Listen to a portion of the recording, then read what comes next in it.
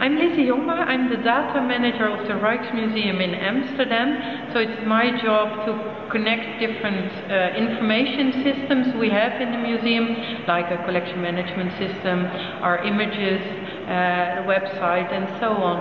And actually, as a byproduct of my job, we created an API collection. And it now contains 100,000 objects from our collection. We have metadata and we have images, and we put it online as an API because, well, we can do nice things with it. It's all on our own website. You can search it, you can see it, and we were curious if other people have better ideas or different ideas, or have build something different than what we would normally do. So that's why we built an API, and we started it last November, and we've done some promotion only through Twitter and Facebook and so on, and we now have 13 apps are built with our collection, and we are in Europeana now, we're in the Dutch educational digital infrastructures, and we are here today because we're also trying to figure out that, you know, what would other people from other worlds, what can they do with our data? And people like Facebook are here, and Dropbox and Spotify. So could people make a connection between us and new digital platforms? So for us it's an experiment to see if people can use our collection to create new things and surprise us. Our main museum has been closed for 10 years now, so we only have a small museum open. We have 1 million objects in our collection, and you can only see a couple of hundred. And even in the new museum, you can only see 7,000 objects from our collection. So we're trying to find digital platforms to promote all the other things that we have, mainly the prints and the drawings we have that are on paper. You can't expose them in your museum too much.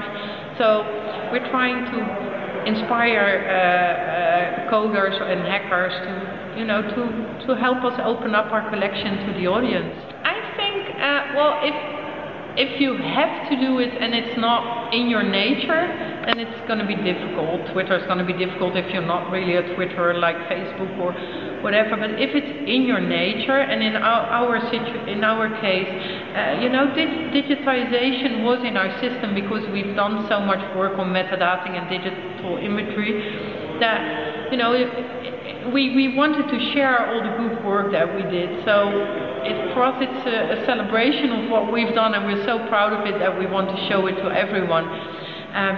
And we know for a fact that we didn't sell less tickets to our museum. We don't sell less books. We don't sell less postcards.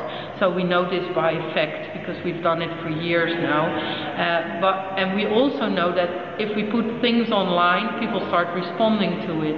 And always positive. It's always, oh, I love your images, or did you know that this is also, you know, people also have a very important contribution to our research. So this has all been so positive that I know we wouldn't be able to work or do all the work that we do without digital media and social media. So, you know, it's a way of celebrating your collection. So I can only say, use it to show as much of your collection and who you are as possible, and people will get to know you and learn more about you.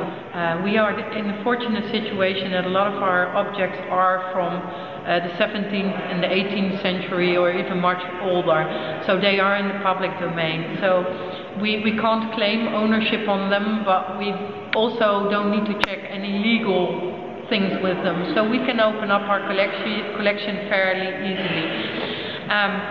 But we've done all our research, everything we do, we've done it with public funding. And our main goal is to educate people about the history of the Netherlands and about the art of the Dutch, you know, since the beginning of the Netherlands. So, you know, if we sort of claim ownership and keep this to ourselves, we wouldn't be able to fulfill our own policy. So last year we had an internal discussion, and we wrote an e-strategy, and our goal is, to share as much as possible with anyone, because being an educational institution and being a museum and taking care of our Dutch heritage, it's so much more important than, telling everyone that this is ours. So for us it's a very principled statement. My personal Twitter account is at Lizza Jongma, but there's a Rijksmuseum Twitter account too, of course. It's at Rijksmuseum.